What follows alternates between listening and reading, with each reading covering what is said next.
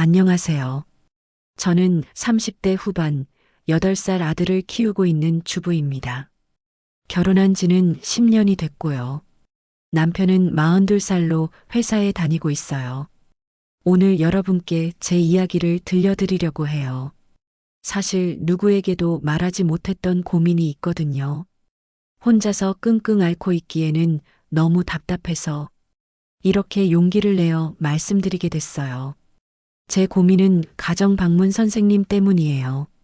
아이 교육을 위해 좋은 일이라고 생각했는데 요즘 들어 뭔가 이상한 기분이 들거든요. 남편과 선생님 사이에 뭔가 있는 것 같은 느낌이 들어요. 제가 너무 예민하게 생각하는 건지 아니면 정말 뭔가 있는 건지 정말 모르겠어요. 그럼 처음부터 차근차근 말씀드릴게요. 지금 생각해보면 모든 일은 그 화요일 오후에 시작됐어요. 제가 직접 선택한 일이었습니다. 우리 민준이가 그림 그리는 걸 워낙 좋아해서 학원보다는 집에서 편안하게 배우면 좋겠다 싶었거든요. 결혼한 지 벌써 10년이 되고 민준이도 7살이 되니까 이제 뭔가 제대로 해주고 싶은 마음이 생겼죠. 인터넷으로 한참 찾아보고 후기도 꼼꼼히 읽어봤습니다. 그렇게 해서 찾은 게 설인이라는 미술 선생님이었어요. 경력도 좋고 사진도 단정해 보이고 무엇보다 아이들을 정말 세심하게 가르친다는 평이 많았거든요. 처음 전화를 걸었을 때 목소리부터 참 좋았어요. 차분하면서도 따뜻한 느낌이었죠. 나이를 물어보니 33이라고 하더라고요. 아, 나보다 5살 어리구나 싶었습니다. 그래도 목소리나 말하는 투로 봐서는 경력이 꽤 있어 보였어요. 미혼이라고 하더라고요. 혹시 나중에 결혼하시면 수업을 못 받게 되는 건 아닐까 싶었어요. 그래도 경력도 좋고 후기도 좋으니까 뭐 그런 건 나중 일이겠죠. 약속한 날 미술 선생님이 우리 집에 왔어요. 문을 열고 본 첫인상은 정말 괜찮았습니다. 키가 적당히 크고 검은색 정장에 머리를 단정하게 묶은 모습이 참 전문적으로 보였어요. 화장도 진하지 않게 딱 선생님다운 느낌이었죠. 인사를 나누는데 목소리도 실제로 들으니까 더 좋았어요. 예의 바르면서도 자신감이 느껴지는 톤이었거든요. 미술 선생님은 현관에서 신발을 가지런히 정리하고 가져온 가방을 조심스럽게 들고 들어왔습니다. 뭔가 모든 행동이 차분하고 절제되어 있다는 느낌이 들었어요. 아, 이런 사람이라면 우리 민준이를 잘 가르쳐 줄 수 있겠구나 싶었죠.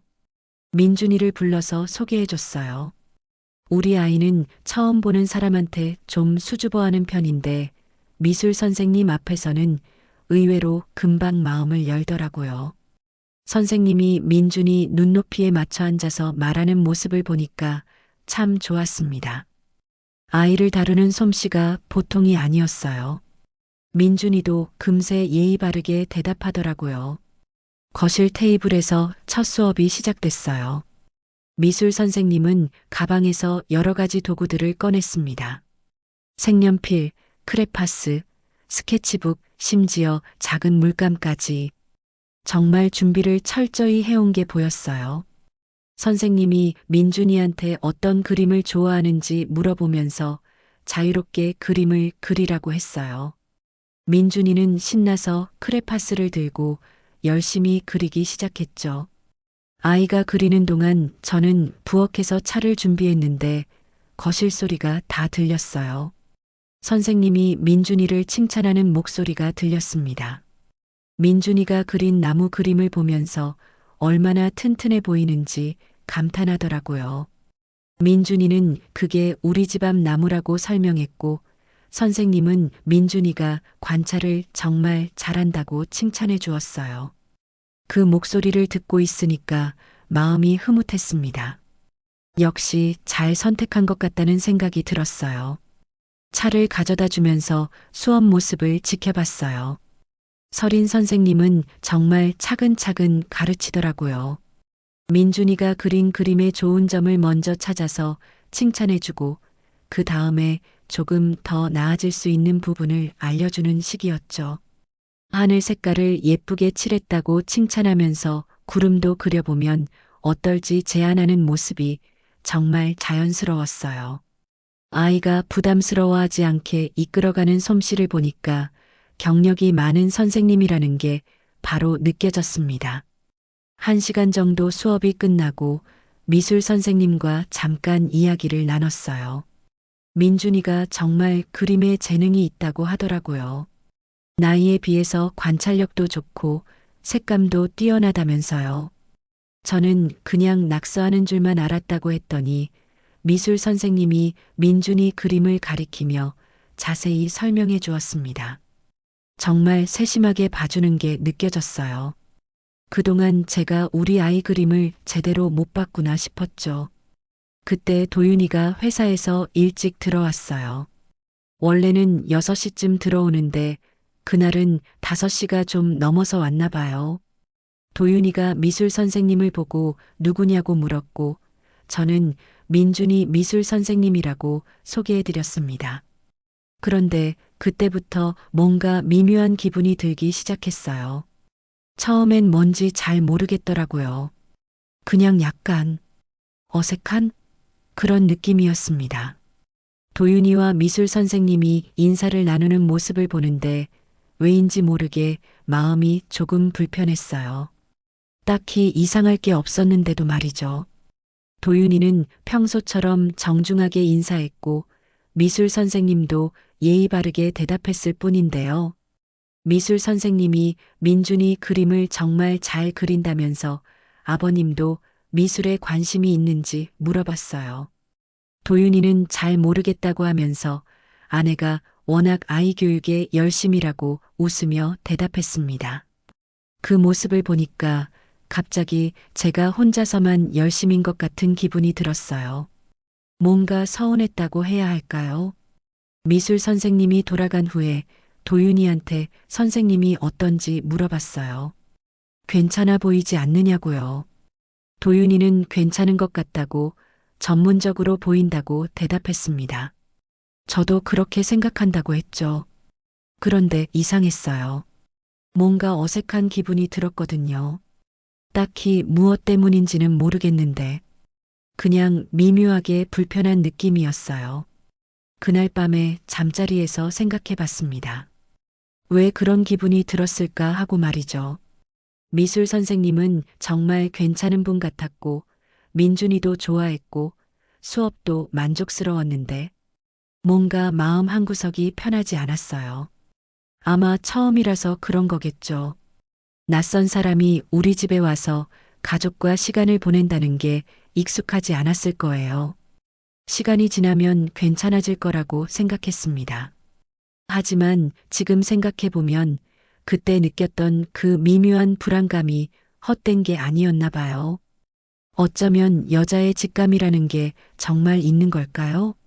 그때는 몰랐지만 그게 시작이었거든요. 미술 선생님이 오신 지 일주일 정도 지났을 때였어요. 처음엔 정말 만족스러웠습니다. 민준이가 그림 그리는 시간을 기다리더라고요. 평소에는 학원 가기 싫다고 투정 부리는 아이가 미술 선생님 오는 날만큼은 아침부터 들떠 있었어요. 그 모습을 보니까 정말 잘 선택한 것 같았죠. 선생님도 참 좋았어요. 시간 약속도 정확하고 민준이한테도 친절하고 무엇보다 아이가 그린 그림마다 의미를 찾아서 설명해 주시는 게 인상적이었거든요. 저도 모르던 우리 아이의 재능을 발견해 주시는 것 같았어요. 그런데 문제는 남편이었습니다. 처음에는 별로 관심 없어 보였거든요. 인사 정도 하고 민준이 그림 한 번씩 보고는 자기 할 일 하러 들어가곤 했었어요. 그런데 언제부턴가 달라지기 시작했어요. 그날은 목요일이었습니다. 남편이 평소보다 일찍 들어왔어요. 마침 수업이 막 끝나가는 시간이었죠. 거실에서는 민준이가 그린 그림을 미술 선생님과 함께 정리하고 있었어요. 저는 부엌에서 저녁 준비를 하고 있었는데 남편이 들어와서 가방을 내려놓더니 바로 거실로 향했어요. 평소 같으면 씻고 옷 갈아입고 나서야 나오는데 그날은 바로 거실로 갔더라고요. 수업이 끝나자 남편이 민준이한테 오늘은 뭘 그렸는지 물었어요. 목소리가 평소보다 좀 더 부드럽다는 느낌이 들었습니다. 민준이는 신나서 오늘은 공원에서 본 나비를 그리고 있다고 대답했죠. 남편은 나비 색깔이 정말 예쁘다고 감탄했고, 민준이는 선생님이 나비 날개는 이렇게 그리면 더 예쁘다고 알려주셨다고 설명했어요. 그때 미술 선생님이 웃으면서 민준이가 색감이 정말 뛰어나다고 나비의 특징을 잘 관찰해서 그렸다고 말씀하셨어요. 남편은 고개를 끄덕이며 들었습니다. 그리고 선생님이 잘 가르쳐 주신다고 했어요. 미술 선생님은 아니라면서 민준이가 워낙 잘한다고 아버님도 어릴 때 그림 그리는 걸 좋아하셨나 보다고 민준이가 타고난 것 같다고 말씀하셨어요. 부엌에서 그 대화를 듣고 있는데 뭔가 이상한 기분이 들었어요. 남편이 미술 선생님과 이야기하는 톤이 평소와 다르다는 느낌이었거든요.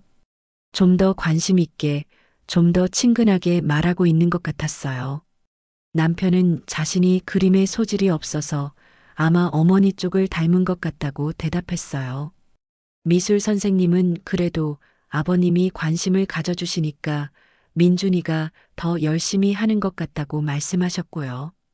그런 대화를 나누는 동안 저는 부엌에서 계속 귀를 기울이고 있었어요. 왜 그렇게 신경이 쓰이는지 모르겠더라고요. 그냥 평범한 대화였는데도 말이죠. 잠시 후에 차를 가져다 드리러 거실로 나갔어요. 그런데 그 순간 본 광경이 지금도 선명하게 기억나요. 남편과 미술 선생님이 민준이 그림을 같이 보고 있었는데 두 사람 사이의 거리가 생각보다 가까웠어요. 남편이 그림의 어느 부분을 가리키면서 뭔가 물어보고 미술 선생님이 고개를 살짝 기울이며 설명하고 있었거든요. 그냥 그림에 대해 이야기하는 거였을 텐데 왜 그렇게 눈에 거슬렸을까요? 두 사람이 자연스럽게 웃고 있는 모습이 왜 그렇게 불편하게 느껴졌을까요? 제가 차를 가져다 드린다고 말하자 두 사람이 동시에 고개를 돌렸어요. 그때 미술 선생님의 미소와 남편의 표정을 봤는데 뭔가 어색한 공기가 흘렀다는 느낌이 들었어요. 기분 탓인지도 모르겠지만요. 미술 선생님이 고맙다고 하시면서 민준이 아버님이 그림에 관심이 많다고 말씀하셨어요. 그런데 그 말이 왜 그렇게 가시처럼 느껴졌을까요? 마치 남편을 칭찬하는 것 같기도 하고 아니면 저는 관심이 없다는 뜻처럼 들리기도 하고 저는 평소에는 별로 관심 없어 했는데 요즘 부쩍 관심을 보인다고 대답했어요. 그러자 남편이 저를 잠깐 쳐다봤는데 그 눈빛에서 뭔가 당황스러운 기색이 느껴졌어요. 역시 기분 탓이었을까요? 수업이 끝나고 미술 선생님이 돌아가신 후에 남편이 민준이 그림이 정말 늘었다고 말했어요. 선생님이 잘 가르치시는 것 같다면서요. 저는 민준이도 좋아한다고 대답했죠. 남편은 선생님도 참 전문적이시고 설명도 잘하신다고 계속 칭찬했어요. 처음엔 그냥 들었는데 점점 불편해지더라고요. 왜 이렇게 선생님 이야기만 하는 걸까 싶었거든요.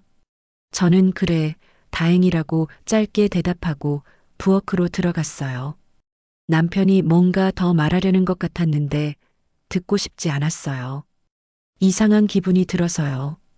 그날 밤에 잠자리에서 남편이 요즘 민준이가 그림 그리는 걸 정말 좋아하는 것 같다고 선생님 덕분인 것 같다고 말했어요. 또 선생님 이야기였어요. 왜 자꾸 선생님 이야기를 하는 걸까요? 평소에는 민준이 학원 이야기나 공부 이야기에 그렇게 관심을 보이지 않았는데요. 저는 그런 것 같다고 대답했어요.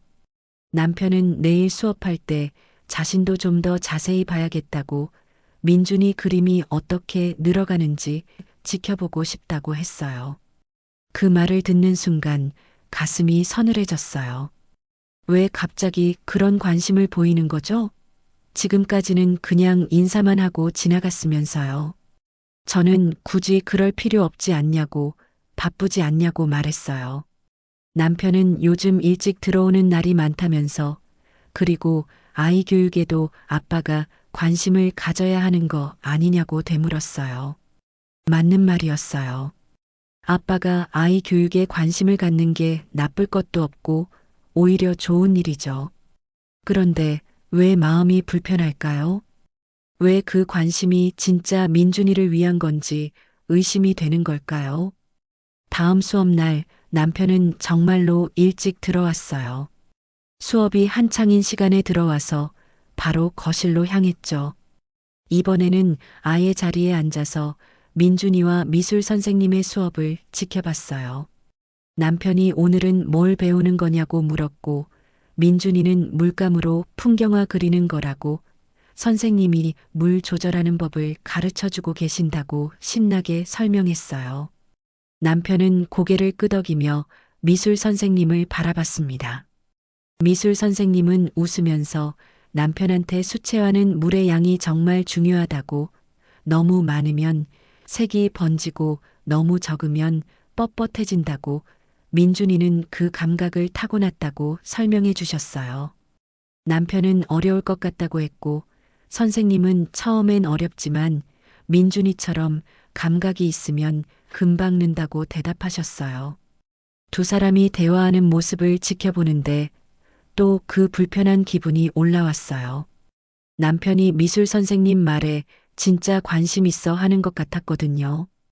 고개도 끄덕이고 질문도 하고 웃기도 하고. 그런데 그게 뭐가 문제일까요? 아이 교육에 관심을 갖는 게 나쁜 일인가요? 선생님과 소통하는 게 잘못된 일인가요? 저도 모르겠어요. 뭐가 문제인지, 왜 이렇게 마음이 불편한지. 수업이 끝나고 미술 선생님이 정리를 하시는 동안에도 남편은 계속 질문을 했어요. 민준이 수준이 어느 정도인지, 어떤 부분을 더 발전시키면 좋을지, 집에서는 어떻게 연습을 시키면 될지. 미술 선생님은 친절하게 대답해 주셨어요. 민준이가 정말 재능이 있다고, 꾸준히 하면 좋은 결과가 있을 거라고요. 그런 이야기를 나누는 두 사람을 보면서 저는 부엌에서 설거지를 하고 있었어요. 왜 제가 빠진 것 같은 기분이 들까요? 분명히 제가 선택한 선생님이고 민준이 교육을 위해 제가 결정한 일인데 마치 제가 소외된 것 같은 느낌이었어요. 그날 이후로 남편은 미술 선생님이 오시는 날마다 일찍 들어왔어요. 그리고 꼭 수업에 참여했죠. 처음에는 그냥 지켜보기만 했는데 점점 더 적극적으로 질문하고 대화에 참여하더라고요. 저는 그런 남편을 보면서 복잡한 기분이었어요. 한편으로는 아이 교육에 관심을 갖는 게 좋다고 생각했지만 다른 한편으로는 뭔가 석연치 않은 기분이 들었거든요. 그리고 무엇보다 남편이 미술 선생님을 바라보는 눈빛이 평소에 다른 사람들을 대할 때와는 다르다는 느낌이 들었어요. 좀 더 부드럽고, 좀 더 관심 있어 보이고, 좀 더 다정해 보였거든요. 혹시 제가 예민하게 반응하는 걸까요? 아니면 정말로 뭔가 이상한 걸까요? 그때는 확신할 수 없었어요. 그냥 마음 한구석이 계속 불편할 뿐이었죠. 그 일이 있고 나서 모든 게 달라 보이기 시작했어요. 전에는 그냥 지나쳤을 작은 일들이 이제는 다 의미심장하게 느껴졌습니다. 남편이 미술 선생님과 나누는 대화, 웃음소리, 심지어 인사할 때의 눈빛까지 모든 것이 제게는 의심의 대상이 되었어요. 미술 선생님이 오시는 날이면 제 신경이 곤두서곤했어요. 부엌에서 설거지를 하면서도 빨래를 개면서도 귀는 항상 거실 쪽에 가 있었죠. 두 사람이 무슨 이야기를 하는지, 어떤 분위기인지 계속 확인하고 있었어요. 그런 제 모습이 한편으로는 싫었지만 어쩔 수 없었어요. 마음이 불안하니까 자꾸 확인하고 싶어지더라고요. 어느 날은 미술 선생님이 새로운 그리기 기법을 가르쳐 주신다며 남편에게 설명해 주시는 모습을 봤어요. 선생님이 붓을 들고 시범을 보이시는데 남편이 옆에서 정말 관심 있게 지켜보고 있었어요. 그때 선생님이 남편더러 한번 해보시라고 하셨어요. 남편은 어색하다며 사양했지만 선생님이 괜찮다고 격려해 주시니까 결국 붓을 잡았어요. 남편이 서툴게 붓을 들고 있을 때 미술 선생님이 손을 잡아주며 자세를 교정해 주셨어요. 그냥 가르쳐 주시는 거였겠지만 제 눈에는 그렇게 보이지 않았어요. 너무 자연스럽게, 너무 편안하게 손을 잡아주시는 것 같았거든요. 남편도 그런 선생님의 도움을 자연스럽게 받아들이더라고요. 전혀 어색해하지 않고 오히려 즐거워하는 것 같았어요. 저는 그 모습을 보면서 가슴이 답답했어요. 겉으로는 아무렇지 않은 척 차를 준비했지만 속으로는 온갖 생각이 다 들었어요. 민준이는 그런 어른들의 분위기는 전혀 눈치채지 못하고 아빠가 그림을 그리는 모습을 신기해했어요. 평소에 그림에 관심 없던 아빠가 붓을 잡고 있으니까 신기했나 봐요. 수업이 끝나고 미술 선생님이 돌아가신 후에 남편이 말했어요. 오늘 선생님이 가르쳐 주신 기법이 정말 흥미로웠다고, 그림이 이렇게 어려운 줄 몰랐다고요. 저는 그냥 그렇다고 대답했어요. 뭐라고 더 말해야 할지 모르겠더라고요. 혹시 남편이 선생님에 대해 더 이야기할까봐 걱정도 됐고요.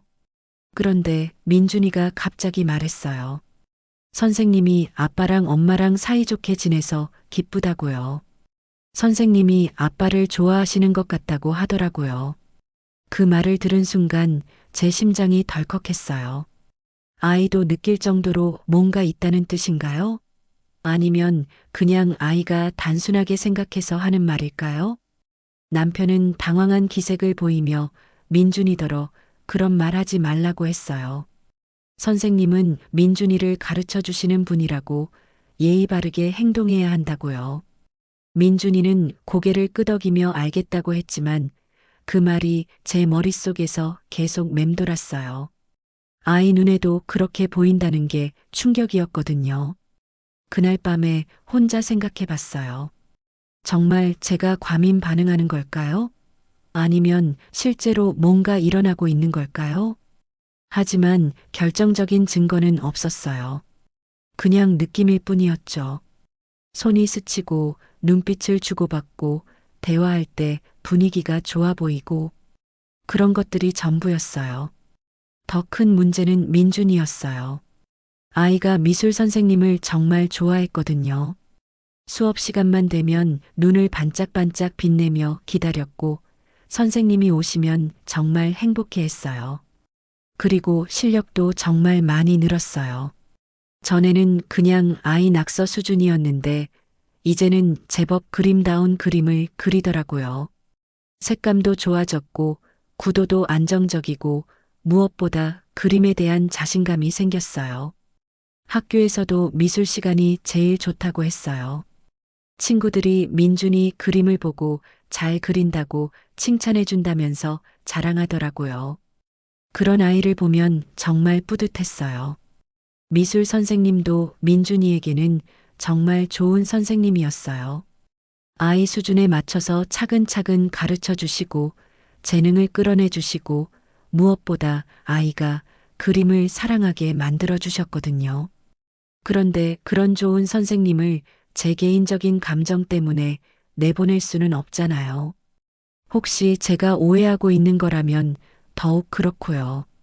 그래서 저는 계속 참고 지켜볼 수밖에 없었어요. 의심하면서도 확신할 수 없는 상태로 말이에요. 다음 수업 날 저는 일부러 거실에 있으면서 수업을 지켜봤어요. 평소에는 부엌에서 일하거나 다른 방에 있었는데 그날은 직접 보고 싶었어요. 수업 자체는 정말 훌륭했어요. 미술 선생님은 민준이의 장점을 잘 파악하고 계셨고, 아이가 어려워하는 부분은 쉽게 설명해 주셨어요. 정말 실력 있는 선생님이라는 게 느껴졌어요. 남편도 옆에서 열심히 지켜보고 있었어요.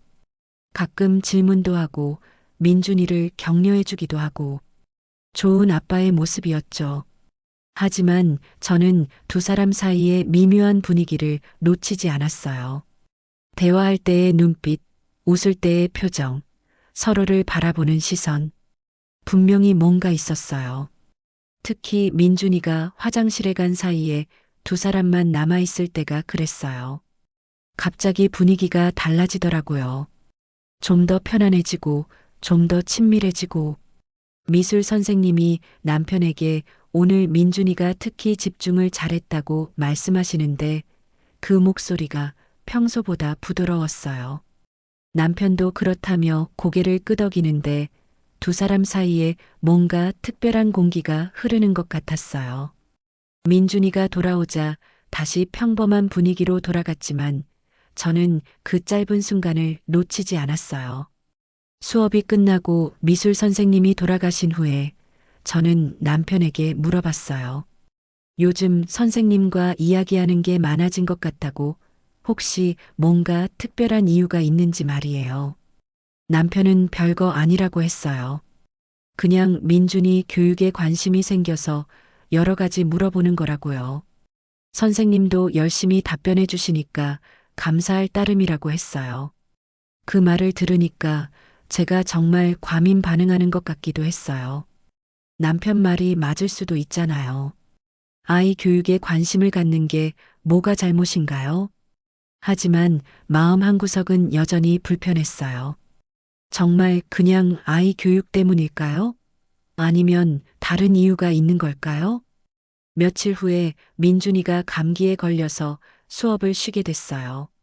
미술 선생님께 연락드려서 이번 주는 수업을 못한다고 말씀드렸어요.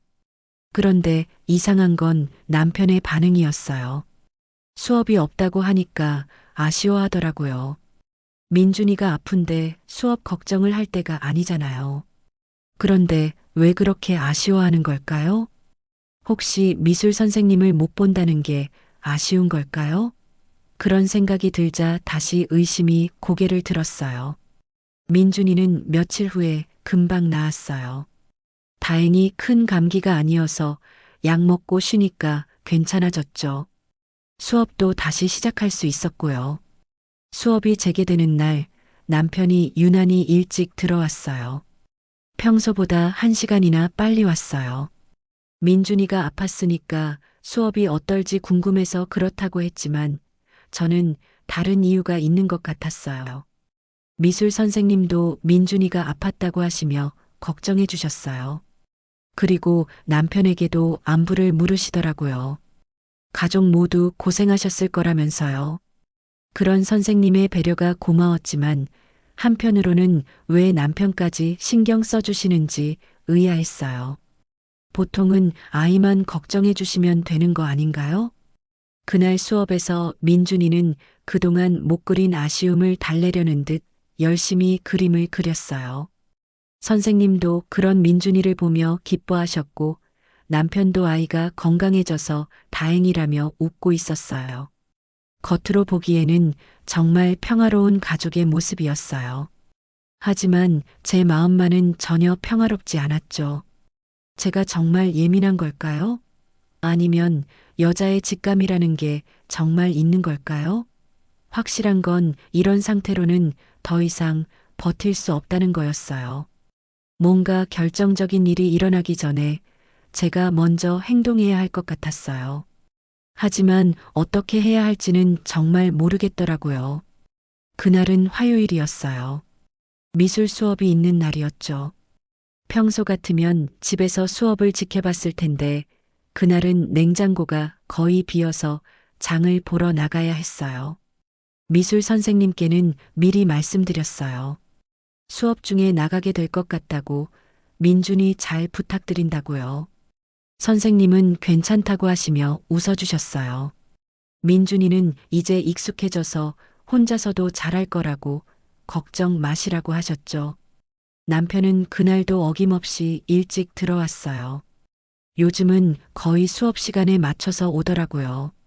제가 나가려고 준비하는데 남편이 물었어요. 어디 가느냐고요. 장 보러 간다고 했더니 남편이 자기가 민준이 수업 잘 지켜보고 있겠다고 했어요.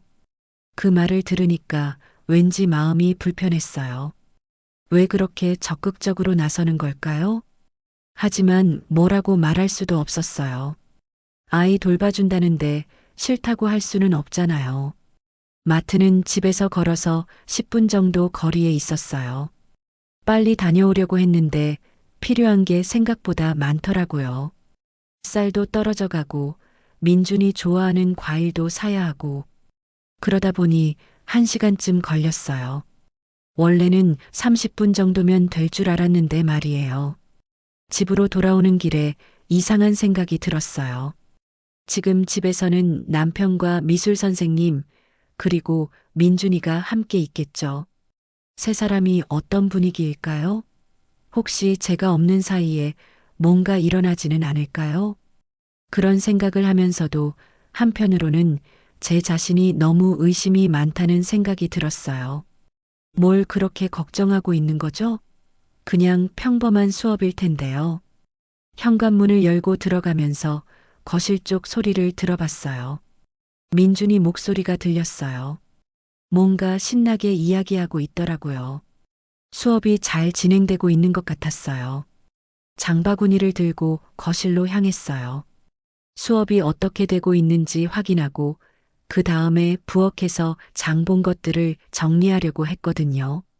거실 입구에 다다랐을 때 제가 본 광경은 지금 생각해도 그 순간이 생생해요. 마치 시간이 멈춘 것 같았거든요. 거실 테이블에 민준이 그림들이 여러 장 펼쳐져 있었어요. 아마 오늘까지 그린 작품들을 정리하고 있었나 봐요.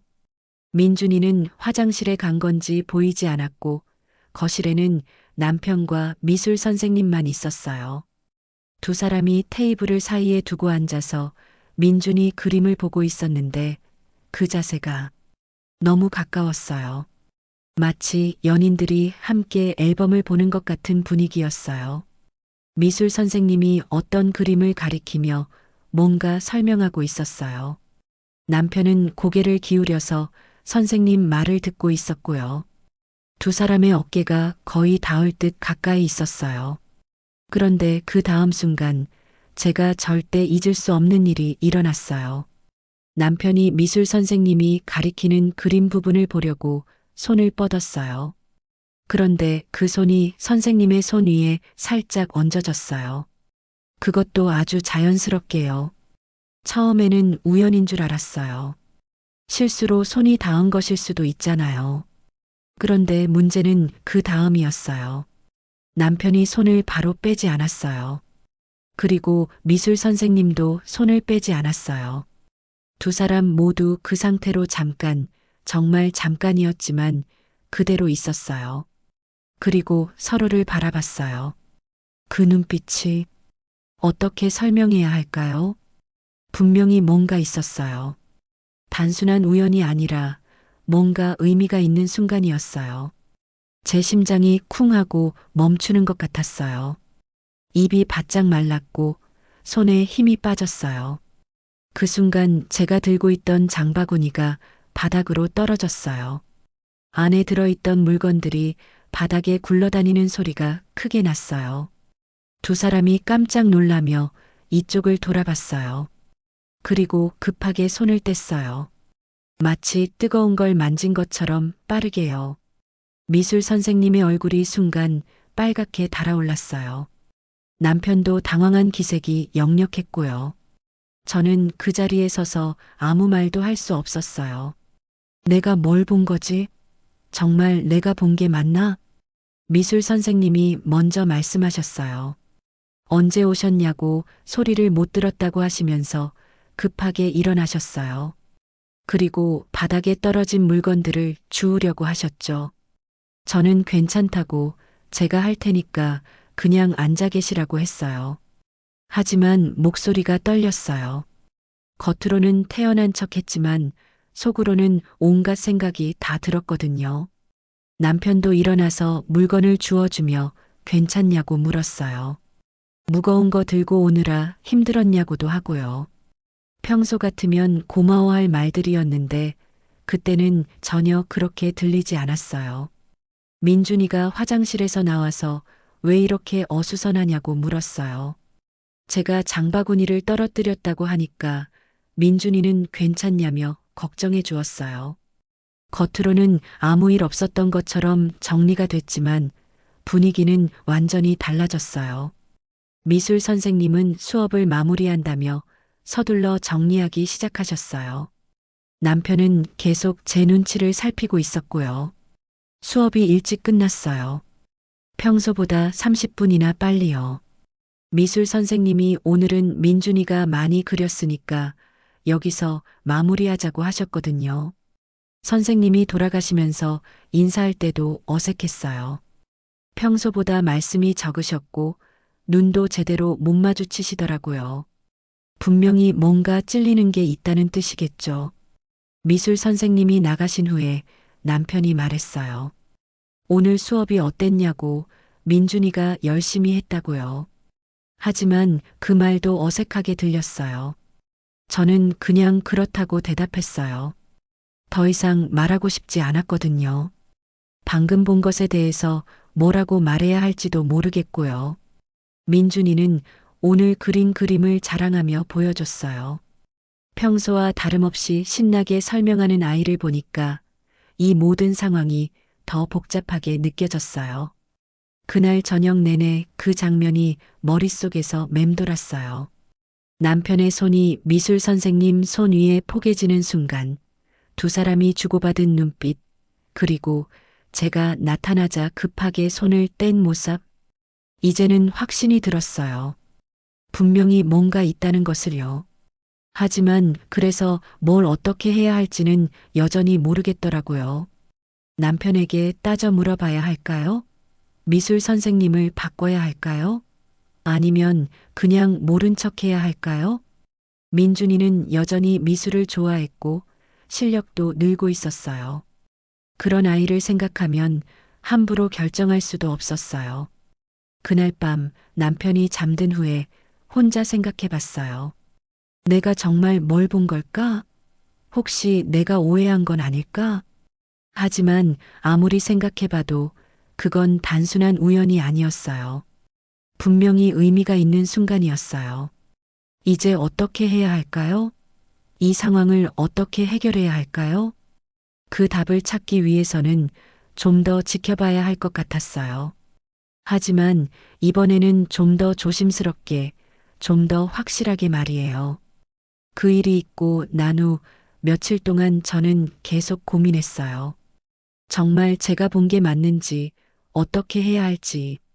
밤마다 잠들지 못하고 뒤척였어요. 남편은 아무렇지 않은 듯 잠들어 있는데 저 혼자 천장을 바라보며 생각에 잠겼죠. 결국 저는 결심했어요. 더 이상 참고만 있을 수는 없다고 생각했거든요. 확실하게 짚고 넘어가야 한다고 말이에요. 다음 수업 날 저는 일부러 집에 있었어요. 수업이 끝나면 미술 선생님과 이야기하려고 했어요. 남편이 없는 자리에서 말이에요. 수업이 끝나고 남편이 회사 일이 있다며 먼저 나갔어요.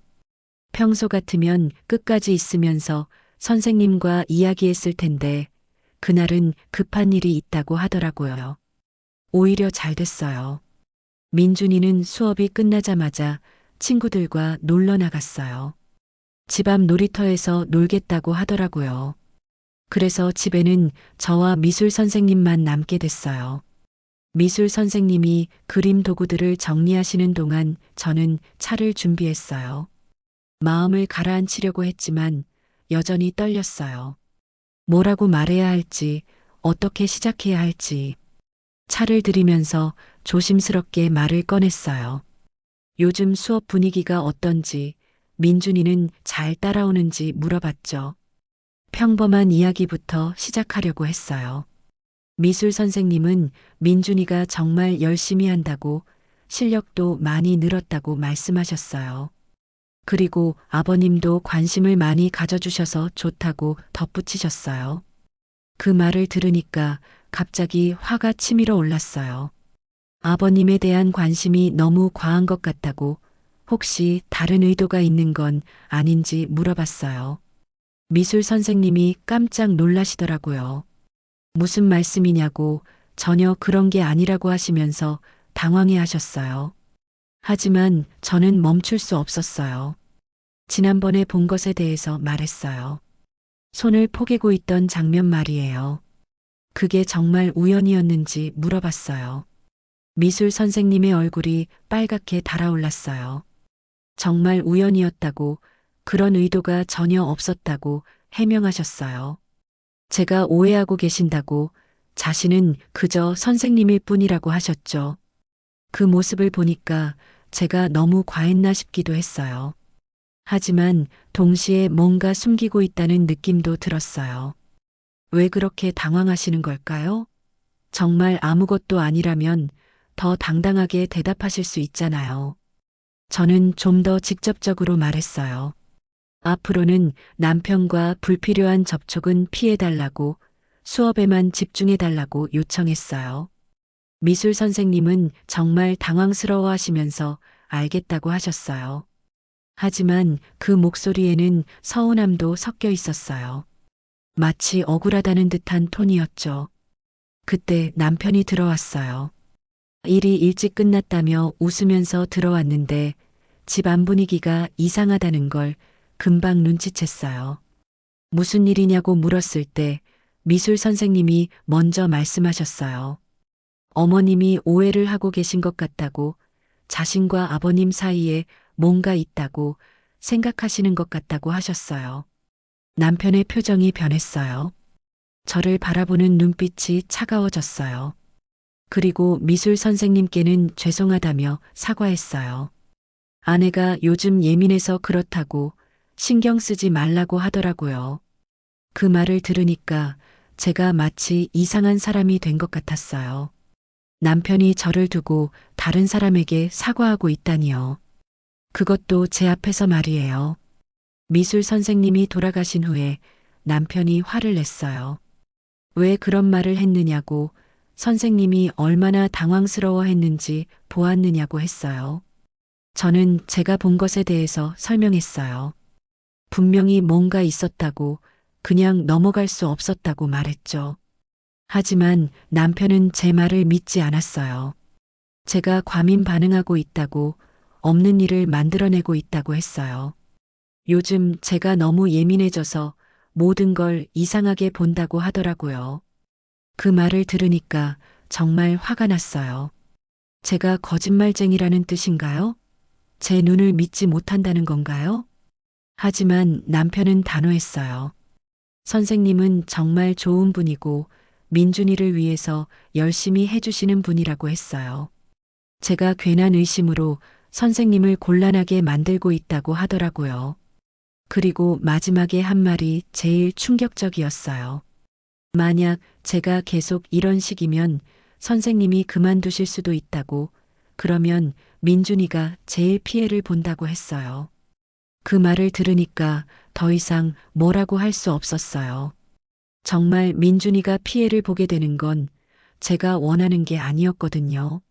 며칠 후에 민준이 친구 생일 파티가 있었어요. 같은 반 친구 지호의 생일이었는데 동네 키즈 카페에서 파티를 한다고 하더라고요. 민준이가 정말 가고 싶어 해서 가족들이 함께 가기로 했어요. 키즈 카페에 도착해서 깜짝 놀랐어요. 미술 선생님이 계시더라고요. 알고 보니 생일 파티 주인공 지호가 선생님의 조카였어요. 정말 우연의 일치였죠. 민준이는 선생님을 보고 정말 신나했어요. 친구 생일 파티에서 선생님까지 만나다니 얼마나 좋아하던지요. 바로 달려가서 인사를 했어요. 다른 부모들도 미술 선생님을 보고 관심을 보였어요. 누구냐고 물어보니까 민준이 미술 선생님이라고 소개했죠. 그러자 모든 사람들이 감탄했어요.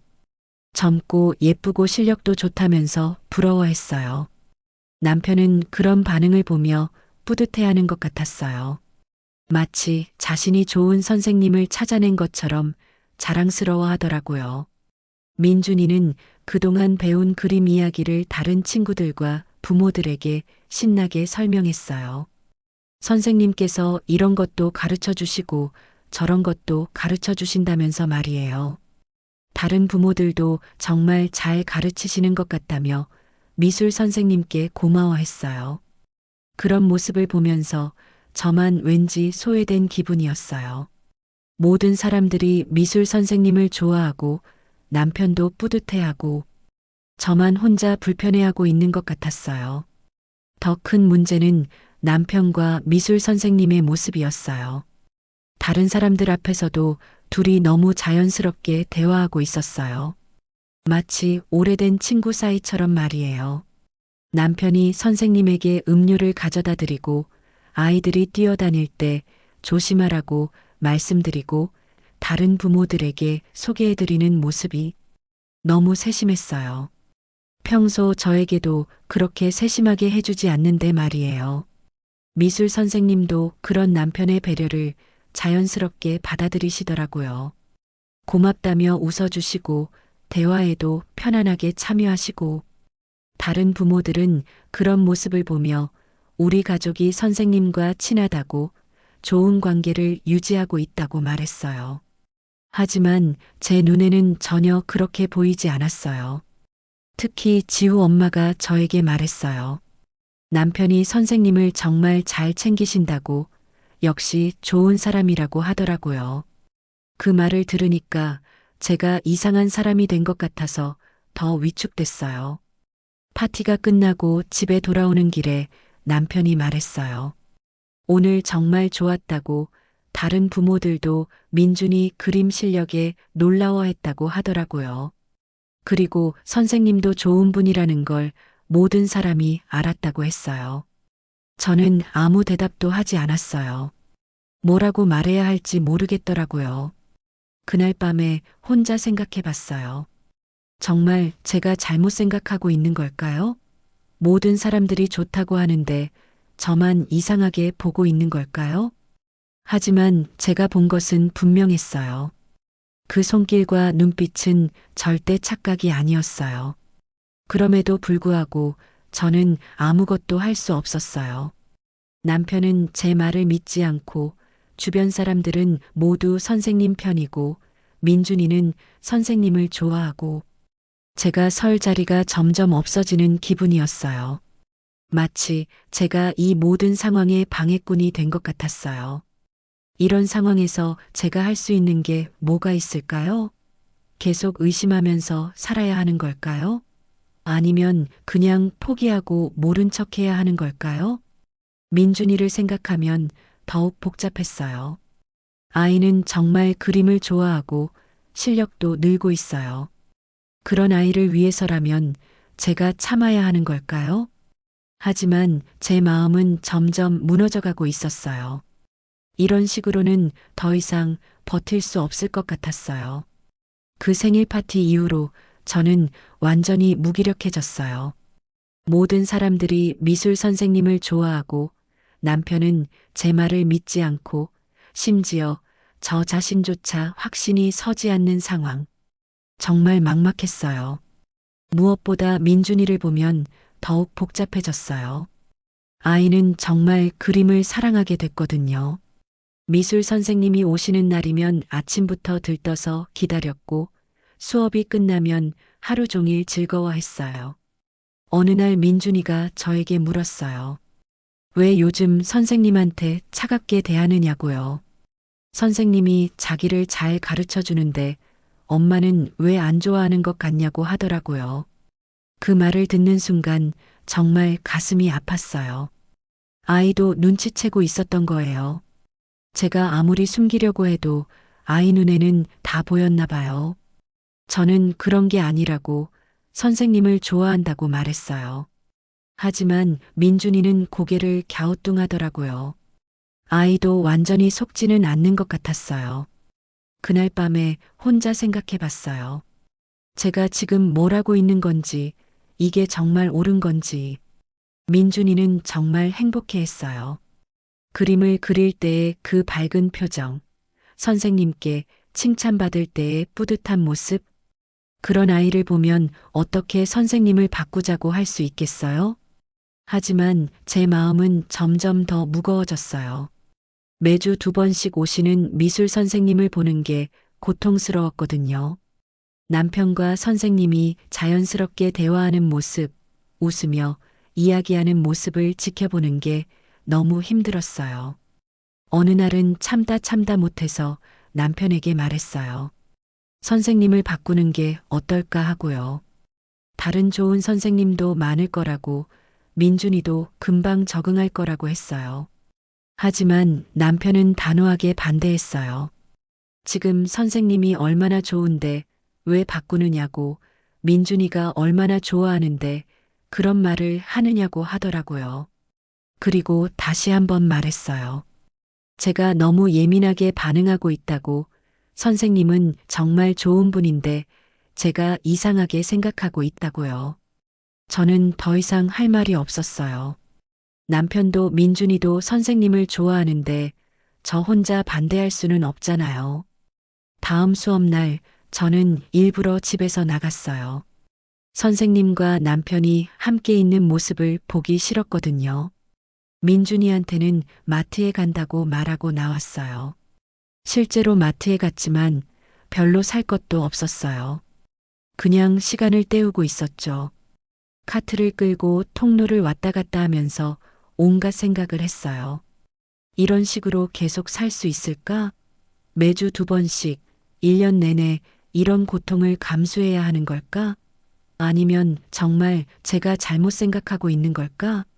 마트에서 우연히 만난 이웃 아주머니가 말씀하셨어요. 요즘 민준이가 그림을 정말 잘 그린다고, 누가 가르쳐 주냐고 물어보시더라고요. 미술 선생님이 가르쳐 준다고 했더니 그 아주머니가 부러워하셨어요. 요즘 좋은 선생님 찾기가 얼마나 어려운데 정말 잘 만났다고 하시더라고요. 그 말을 들으니까 더욱 답답했어요. 정말 모든 사람들이 선생님을 좋게 보고 있었어요. 제가 이상한 사람이 되어가고 있는 것 같았어요. 집에 돌아왔을 때는 수업이 끝난 후였어요. 민준이가 달려와서 오늘 배운 것을 자랑했어요. 새로운 기법을 배웠다면서 정말 신나하더라고요. 남편도 오늘 수업이 어땠는지 이야기해 줬어요. 민준이가 정말 집중을 잘했다고, 선생님도 민준이 실력이 많이 늘었다고 칭찬하셨다고 하더라고요. 그런 이야기를 들으면서도 저는 전혀 기쁘지 않았어요. 오히려 더 복잡해질 뿐이었어요. 며칠 후에 민준이 학교에서 그림 그리기 대회가 있었어요. 전교생이 참여하는 큰 대회였는데 민준이가 상을 받았어요. 은상이었지만 민준이에게는 큰 영광이었죠. 민준이는 집에 와서 상장을 자랑했어요. 그리고 이 모든 게 미술 선생님 덕분이라고 했어요. 선생님께 꼭 보여드리고 싶다고, 감사하다고 말씀드리고 싶다고 하더라고요. 남편도 정말 기뻐했어요. 바로 선생님께 연락해서 민준이가 상을 받았다고 알려드렸어요. 선생님도 정말 기뻐하시며 축하해 주셨다고 하더라고요. 그날 저녁 남편이 말했어요. 정말 선생님을 잘 만났다고, 민준이가 이렇게 발전할 수 있었던 것도 다 선생님 덕분이라고 하더라고요. 저도 그건 인정할 수밖에 없었어요. 정말 민준이 실력이 많이 늘었거든요. 그림에 대한 자신감도 생겼고 무엇보다 즐거워하고 있었어요. 하지만 그래서 더 괴로웠어요. 선생님이 나쁜 사람이라면 차라리 쉬웠을 텐데 정말 좋은 선생님이시니까 더 복잡한 거예요. 아이에게는 정말 좋은 선생님이지만 제게는, 남편과의 관계에서는 다른 의미인 것 같은데 그것 때문에 아이의 행복을 빼앗을 수는 없잖아요. 다음 수업날 민준이가 상장을 선생님께 보여드렸어요. 선생님은 정말 기뻐하시며 민준이를 안아주셨어요. 그리고 남편에게도 축하한다고 말씀하셨죠. 그 모습을 지켜보면서 저는 또 복잡한 감정이 들었어요. 한편으로는 민준이가 기뻐하는 모습이 좋았지만 다른 한편으로는 선생님과 남편이 함께 기뻐하는 모습이 불편했어요. 그날 밤에 잠자리에서 생각했어요. 아, 내가 왜 이렇게까지 참아야 하지? 내 남편이 다른 여자와 이상한 분위기를 만들어가고 있는데 아이 때문에 그냥 지켜봐야 하는 건가요?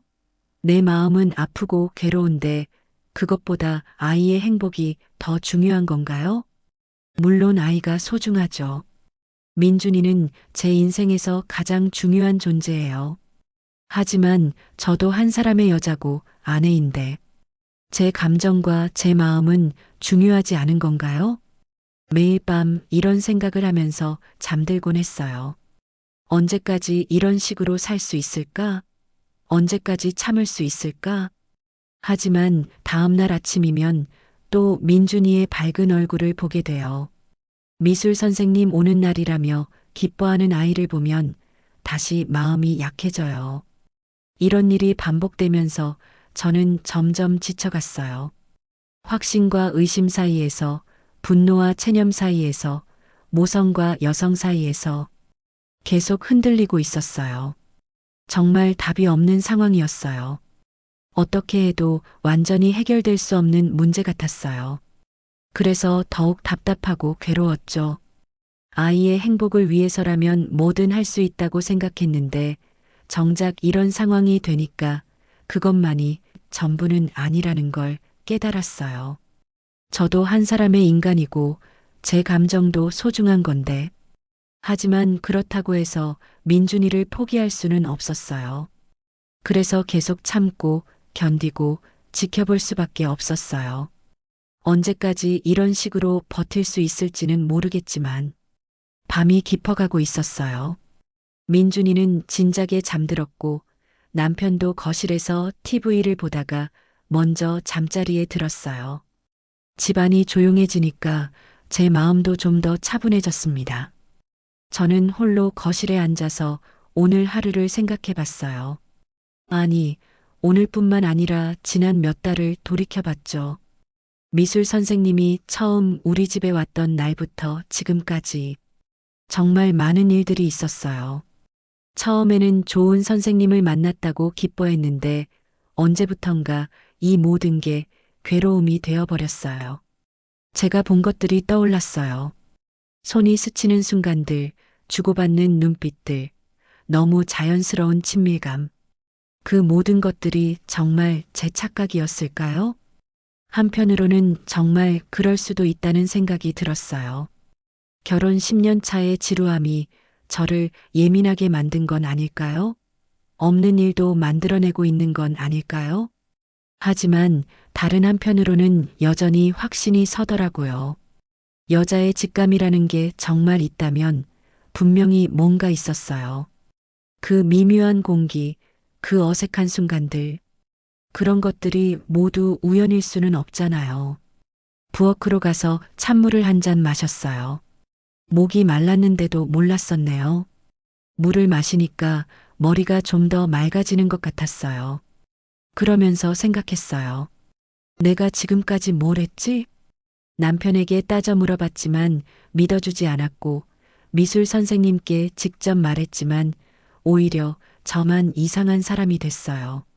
주변 사람들은 모두 선생님을 좋아하고 민준이는 더할 나위 없이 행복해하고 결국 저만 혼자 괴로워하고 있는 거죠. 이런 상황에서 제가 할 수 있는 게 뭐가 있을까요? 계속 참고 지켜봐야 하는 걸까요? 아니면 다른 방법이 있을까요? 거울이 있는 화장실로 갔어요. 거울 속 제 모습을 바라봤는데 정말 초라해 보였어요. 언제부턴가 생긴 주름, 피곤에 찌든 얼굴, 생기를 잃은 눈빛. 이게 정말 저인가 싶었어요. 예전에 저는 이렇지 않았는데 언제부터 이렇게 됐을까요? 결혼하고 아이를 낳고 민준이를 키우면서 저 자신은 점점 사라져갔나 봐요. 엄마로서, 아내로서의 역할만 남고 유라라는 한 사람의 여자는 어디로 갔을까요? 거울 속 제 눈을 똑바로 바라봤어요. 그러면서 물어봤어요. 내가 정말 예민한 걸까? 내가 정말 이상한 걸까? 아니면 내가 본 게 맞는 걸까? 그 순간 눈물이 핑 돌았어요. 지금까지 참아왔던 모든 감정들이 한꺼번에 올라오는 것 같았어요. 분노, 서러움, 외로움, 배신감. 그 모든 것들이요. 하지만 눈물을 흘리지는 않았어요. 대신 그 눈물을 손등으로 닦았어요. 울어봤자 달라질 게 없으니까요. 다시 거울을 봤어요. 이번에는 좀 더 차분하게, 좀 더 냉정하게 봤어요. 저도 한 사람의 인간이에요. 감정이 있고, 자존심이 있고, 지켜야 할 것들이 있는 사람이에요. 그런데 지금까지 너무 참기만 했던 것 같아요. 민준이 때문에, 가정의 평화 때문에, 남들 눈 때문에 계속 참고, 견디고, 양보하기만 했어요. 하지만 그렇게 해서 뭐가 달라졌나요? 상황은 더 나빠졌고, 저만 더 괴로워졌을 뿐이에요. 이제는 다른 방법을 생각해 봐야 할 것 같았어요.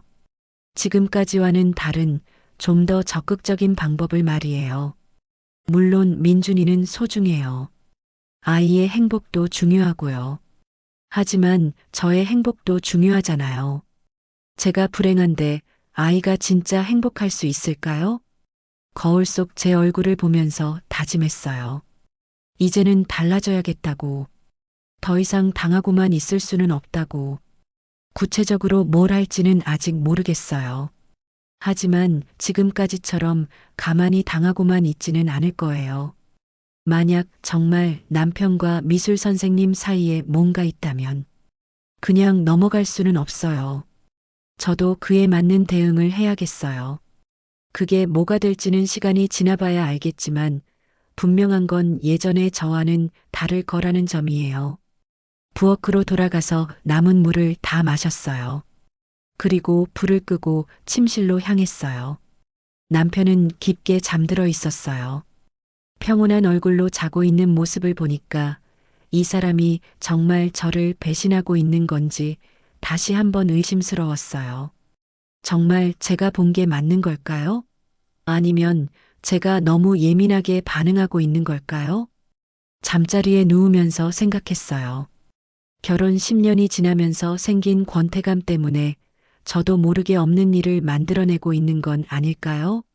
좋은 선생님을 이상하게 보고 남편의 평범한 관심을 다른 의미로 받아들이고 있는 건 아닐까요? 하지만 그 손길과 눈빛은 분명히 뭔가 있었어요. 그런 미묘한 순간들이 모두 제 착각일 수는 없잖아요. 그럼 저는 어떻게 해야 하는 걸까요? 계속 이런 식으로 의심하면서 살아야 하는 걸까요? 아니면 그냥 모른 척하고 지내야 하는 걸까요? 민준이를 위해서라면 참는 게 맞는 걸까요? 저도 모르겠어요. 정말 모르겠어요. 내가 괜히 예민한 걸까요? 여기까지가 제 이야기입니다. 긴 시간 동안 제 마음속 이야기를 들어주셔서 정말 고맙습니다. 혼자 속에만 담아두고 있던 이야기를 이렇게 털어놓으니까 마음이 조금은 가벼워진 것 같아요. 사실 아직도 답을 찾지 못했어요. 제가 정말 예민하게 반응한 건지 아니면 제 직감이 맞는 건지 여전히 확신이 서지 않거든요. 혹시 저와 비슷한 경험을 하신 분들이 계실까요? 아니면 제 이야기를 들으시면서 어떤 생각이 드셨나요? 정말 궁금해요. 여러분이라면 이런 상황에서 어떻게 하셨을지, 제가 너무 예민했던 건지, 아니면 뭔가 놓치고 있는 부분이 있는 건지, 댓글로 조언을 남겨주세요. 제가 어떻게 해야 할지 정말 모르겠거든요. 여러분의 따뜻한 조언이 큰 힘이 될 것 같아요. 그리고 아이를 키우시는 부모님들께는 정말 죄송해요. 아이 교육이라는 소중한 일을 이런 복잡한 감정으로 바라본 것 같아서요. 하지만 저도 어쩔 수 없었어요. 제 마음이 그렇게 흘러갔으니까요. 어떤 분들은 제가 너무 의심이 많다고 생각하실 수도 있고, 어떤 분들은 저보다 더 적극적으로 대응했어야 한다고 생각하실 수도 있을 거예요. 모든 의견이 다 소중합니다. 저도 이렇게 여러분께 제 이야기를 들려드리면서 많은 위로를 받았어요. 혼자가 아니라는 느낌이 들었거든요. 마지막으로 끝까지 들어주신 모든 분들께 진심으로 감사드려요. 여러분 덕분에 제 마음속 무거운 짐을 조금이라도 덜 수 있었어요. 그럼 이제 저는 어떤 선택을 해야 할까요? 그건 여러분의 조언을 듣고 나서 결정해 보려고 해요. 끝까지 들어주셔서 정말 고맙습니다.